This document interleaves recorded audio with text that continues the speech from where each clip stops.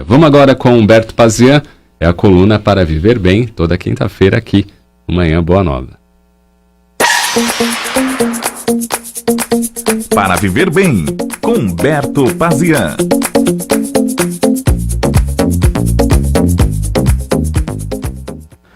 Olá, amigos da Rede Boa Nova, Rádio e TV. Desejo que o dia continue bom. Se você está assistindo aqui a programação da rede, sinal que já está num bom caminho. Mas se você está com essa energia boa, com certeza você está envolvido com entidades boas, não é isso? Como seu mentor. Não é assim? Você não tem um mentor? Um mentor? Um escravo que fica com você o dia inteiro te protegendo? Não, cuidado aqui não. Peraí, esse caminho tem uma pedra, deixa eu tirar a pedra do caminho. Calma, estou afastando os obsessores.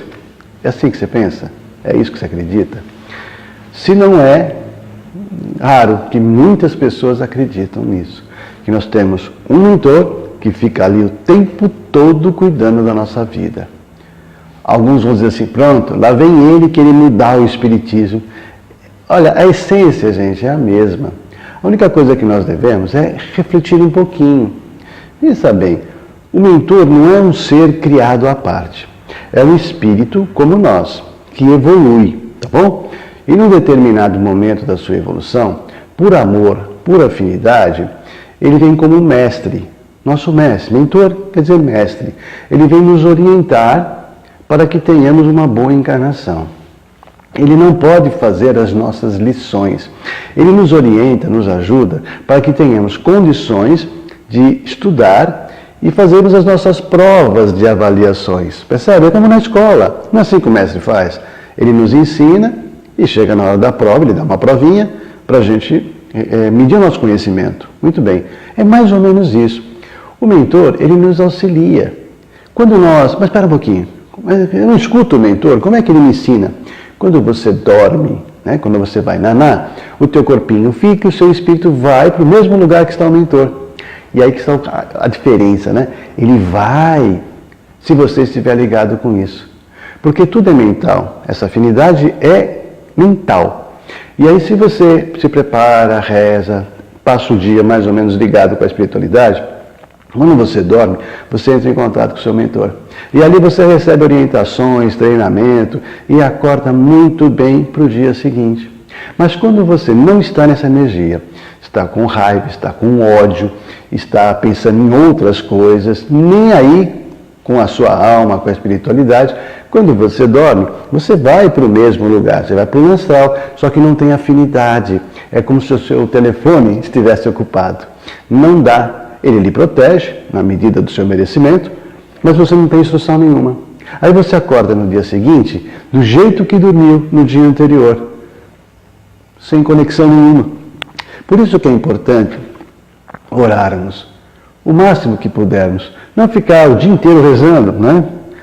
Seria um tanto complicado. Só se estivéssemos num retiro, num mosteiro, não sei. Mas se nós rezarmos de manhã, e rezarmos significa elevarmos o nosso pensamento, tentarmos nos conectarmos, né? Conectarmos com as mentes elevadas, com Deus, com Jesus, com alguém da sua crença. Se nós orarmos de manhã, nós já criamos uma condição boa para o dia. Durante o dia, nem precisa falar, como seria importante. Mas à noite, nos prepararmos para esse momento. Lembrarmos que o nosso espírito vai para o mundo astral. A nossa consciência estará lá. Então, é um momento delicado e importante. Se nós conseguirmos fazer isso de manhã e de noite, pelo menos esse contato, eu tenho certeza que as orientações do mentor e dos amigos espirituais, dos outros mentores, dos outros mestres, serão de grande valia, porque nós conseguiremos compreender melhor as lições da vida e, consequentemente, passar numa boa naqueles períodos de prova.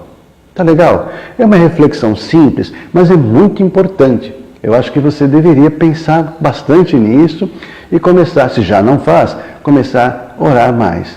Tá legal? É só uma dica. Eu desejo a vocês um excelente dia e continuem aí com a programação da rede. Beijo no coração. Até. Existe uma chave ou fórmula para a felicidade, Edson? Eu acho que a fórmula, Cláudia, é justamente essa que eu estava tentando passar aqui, de você encontrar o equilíbrio entre as suas necessidades espirituais e a sua necessidade material. Essa é a fórmula ideal, né? Quando você encontrar esse equilíbrio, você vai deixar, por exemplo, você pode até deixar de fazer coisas materiais, que as pessoas, de repente, almejariam fazer, você deixa de fazer, porque aquilo não é bom para você como espírito, entendeu? Enquanto outras, né, vão fazer porque aquilo é bom para o seu espírito. Ou seja, é uma questão de encontrar o equilíbrio certo. Eu costumo, Cláudio, toda vez que eu faço uma reunião, inclusive lá na Casa Espírita, eu costumo perguntar depois, no final, se vocês estão felizes. Legal isso. Vocês estão felizes? Pergunto para os trabalhadores. Por que eu pergunto isso? Porque, na verdade, essa questão da felicidade e essa questão de encontrar esse equilíbrio, ela está, inclusive, Cláudio, na própria Casa Espírita. Às vezes as pessoas vão lá por uma atividade, um trabalho voluntário, e às vezes elas não percebem, mas elas levam com elas aquela ideia da obrigatoriedade, ou uma ideia de que tem que fazer a caridade, porque tem que mostrar para Deus que está trabalhando, e elas acabam indo, às vezes, infelizes. Se torna uma coisa automática, né? Isso, não é um emprego, né? É um trabalho voluntário. Isso, né? Ela entra num automatismo e ela não percebe, então ela vai com mau humor, ela trata mal as pessoas que chegam lá. E um ambiente numa casa espírita não é para isso, puxa, é um ambiente de luz, é um ambiente onde você está buscando a sua espiritualidade, você está buscando a sua essência, né? Aquilo que te move de fato, que é a sua alma. Né? É um ambiente onde você tem que colocar isso. E de repente você traz esses automatismos todos, essa sua infelicidade, entendeu? Tem gente que acha a mediunidade uma coisa ruim, quando na verdade a mediunidade é uma bênção. Não é um castigo. Né? Não é castigo. Então faltam essas compreensões todas. Por isso que eu faço a pergunta, vocês estão felizes? É para que a pessoa faça uma reflexão. Sim. Se o que ela está fazendo, de fato, está trazendo satisfação para ela. Entende? Porque, de repente, Cláudio, você pode ser infeliz no mundo, né? Pelas coisas que você acabou escolhendo, ou pelas circunstâncias, mas você pode ser feliz dentro da casa espírita. Verdade. O que você não pode é trazer a sua infelicidade do mundo para dentro da casa espírita. Aí não dá certo. E aí, Elaine?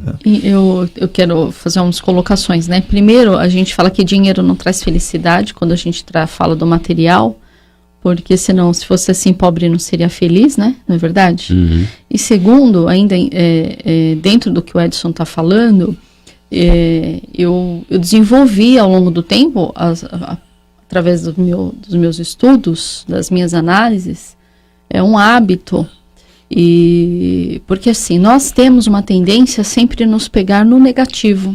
Então, dentro das tarefas que eu tenho no dia, puxa, não fiz isso, não fiz aquilo, a gente sempre se cobra de uma forma excessiva e não valoriza aquilo que você construiu ao longo do dia. Então, nós temos que muitas vezes mudar nosso foco. Então, em vez de falar, não fiz isso ou não fiz aquilo, né, não cumpri determinadas tarefas, olhar e valorizar aquilo que você fez, aquilo que você produziu.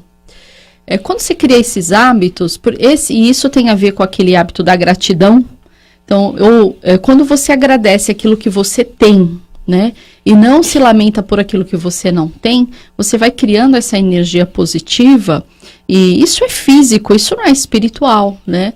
Você passa a viver nesse ambiente mental favorável de conquistas e realizações. Então, isso te traz uma satisfação, uma plenitude. Isso te torna feliz. Porque se eu vivo nessa energia do negativo, eu não produzi tal coisa, eu não consegui tal compromisso, eu queria ter feito isso hoje e eu não consegui fazer. Ou, eu não tenho isso, eu não tenho aquilo, tá? Ah, você tá um pouquinho acima do peso? Poxa, mas seu cabelo é lindo, né? Poxa, hoje nossa, amanheci feia hoje. Ah, mas poxa, você fez um café da manhã maravilhoso. Então, nós temos que criar hábitos positivos, de pensar no positivo. Quando a gente vibra nesse positivo, automaticamente a gente vai sendo mais feliz. E acontece uma transformação.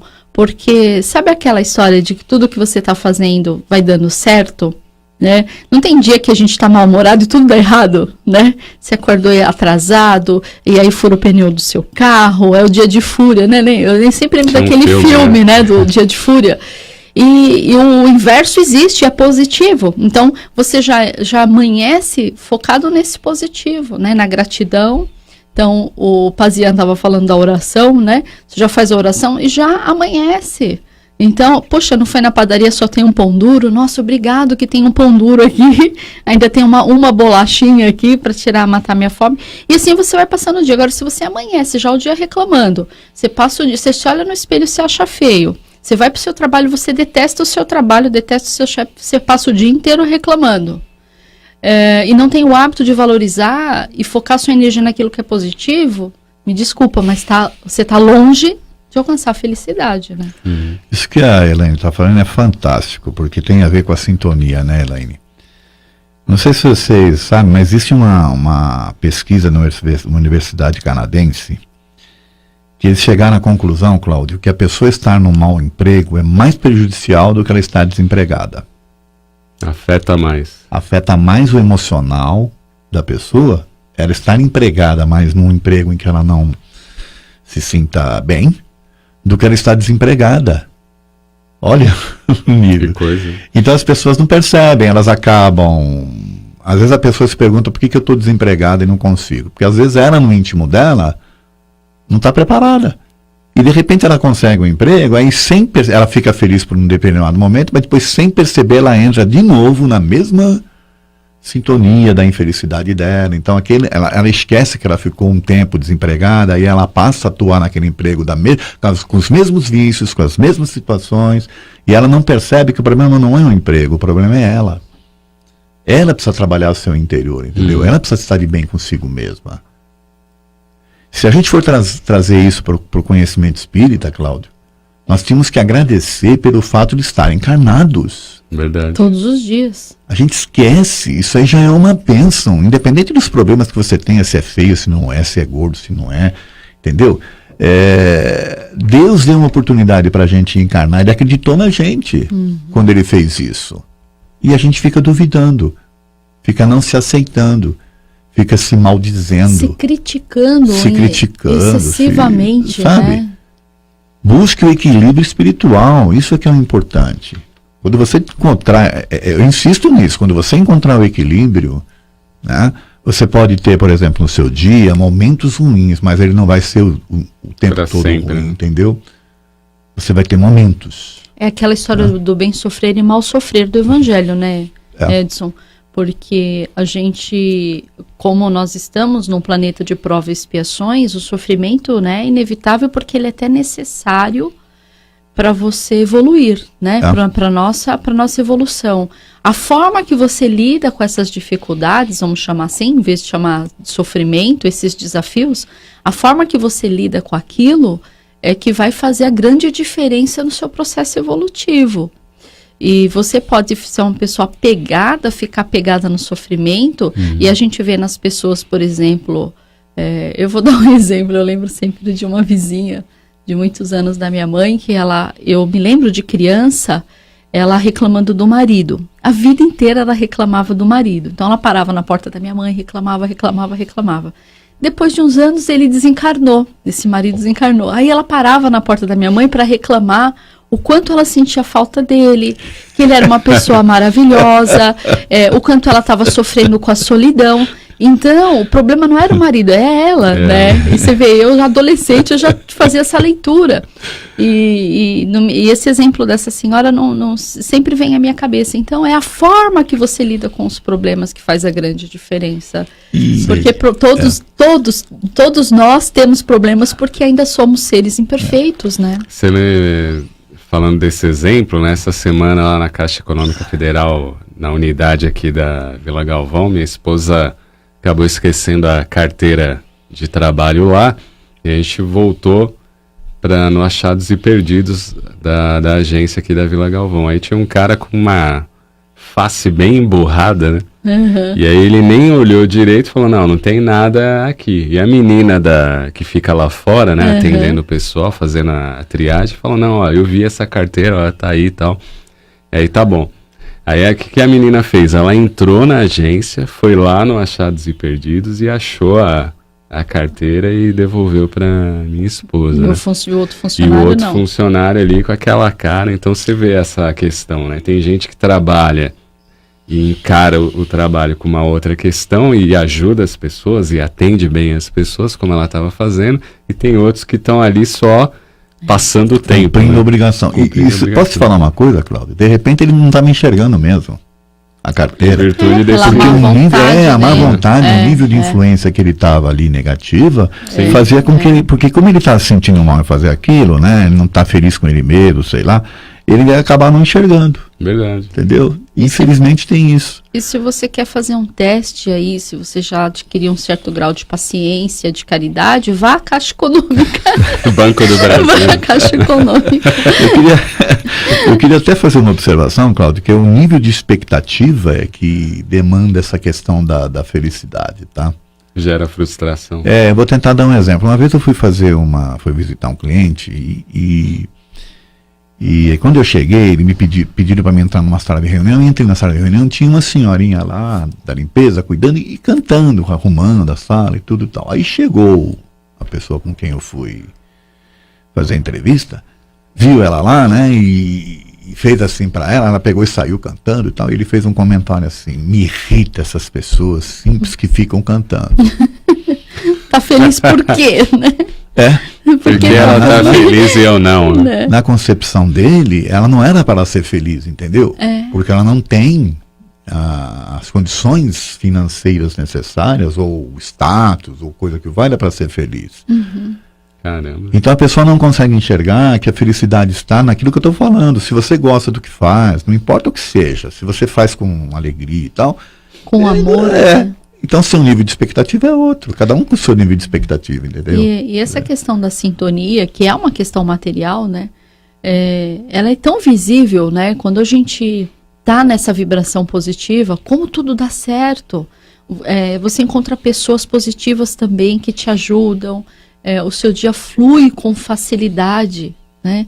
E muitas vezes a gente vive num ambiente pesado, a gente não se dá conta de que tá cheio de problema e de repente você tá numa sintonia boa e percebe a diferença, é gritante quando a gente tá bem e quando a gente não tá bem, de como o seu dia flui, o tipo de pessoas que chegam até você, né?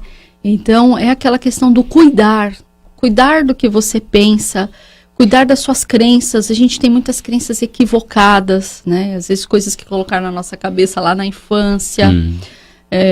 Nós somos responsáveis pela nossa felicidade, vigiar a nossa felicidade. Verdade.